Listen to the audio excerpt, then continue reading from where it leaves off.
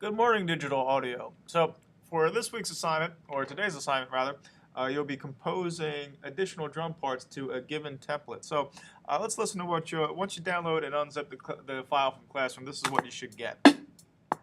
So it's just a snare sound and a hi-hat sound, the basics of a drum kit. But this needs some more parts to it to make it interesting. So the first thing you're going to start off with is a bass drum variation. So right now, I have my beat machine. And if you wanted to, you could use a different drum set too. The first thing we're going to do is find the bass drum sound. That's pretty good. Let's see what else we got. You'll notice not all of these have sounds assigned to them because there's just not enough sounds. So there we go. That's a nice one.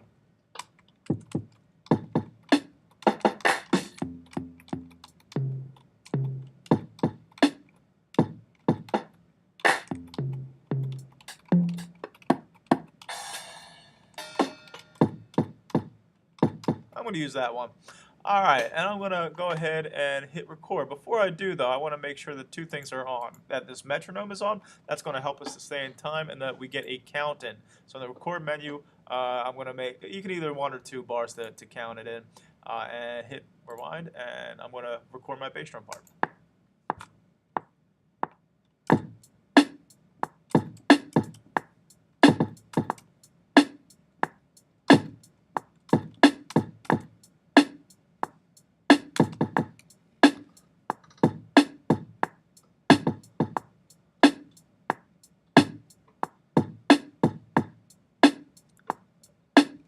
All right, so okay, we have something to work with here.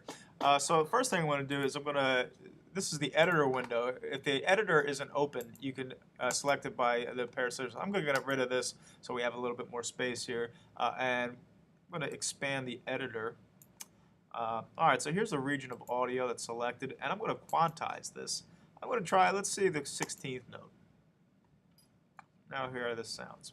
Now what this does, as you may have noticed, if I turn this off, you can see how some of these notes are a little bit off of the grid, which means my performance was a little bit off. So I'm going to force them in time by using the quantize function, and this is now perfectly in time.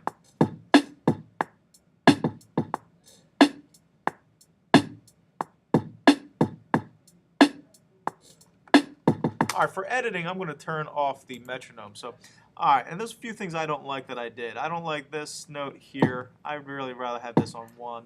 Same thing here. This is doubling the snare, so I'm going to move this around.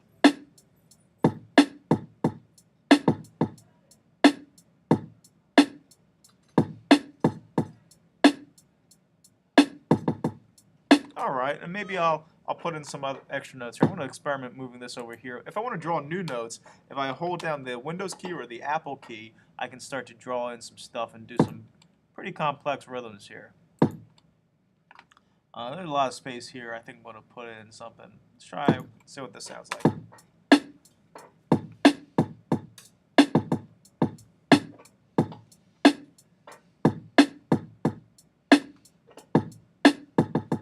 Okay, this one I don't like. I want to get rid of this. So I'm going to select, hit delete.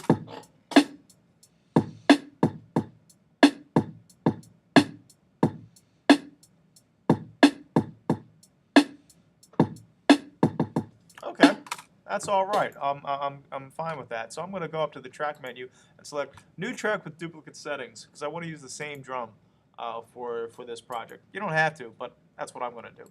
All right, I'm going to find another sound here that I want in my.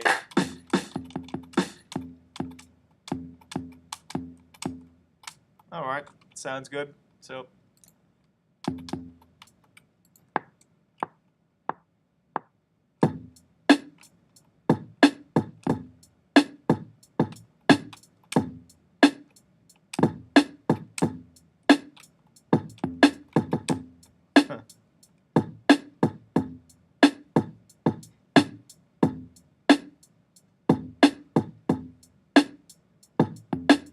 Alright, that's a little goofy there at the end. It's kind of a sustained sound, so I don't want 2 of them there. All right, now let's do the same thing. Let's quantize to the 16th note. If it, by the way, if what you get after you quantize isn't what you're expected, you can fool around with the different note values. So the higher you go, or really the smaller you go, but the higher this number is, the denominator, the smaller the rhythmic value that you're quantizing to. Uh, so if you have a part that's very intricate, chances are you want to quantize to something like the 16th note. If it's something a little bit more sparse, more of a simple part, you could probably get away with eighth note or quarter note. And if you want, you could even experiment with some of these and see what happens.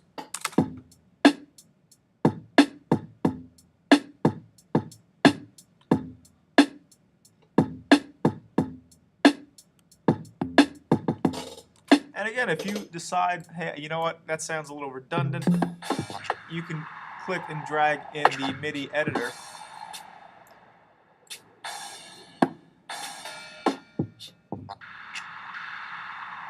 Huh.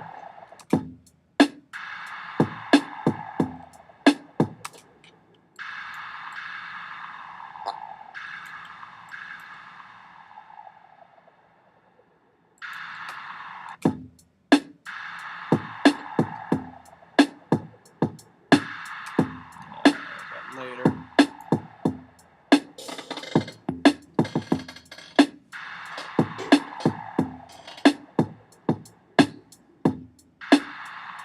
I'll say that later.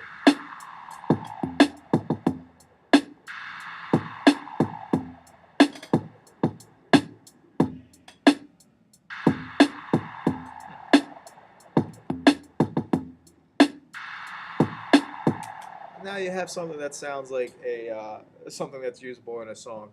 Uh, some things to keep in mind. So since this is MIDI and we're aligning everything to the grid and we're quantizing. If you want to change the tempo, you can, and everything's still going to work.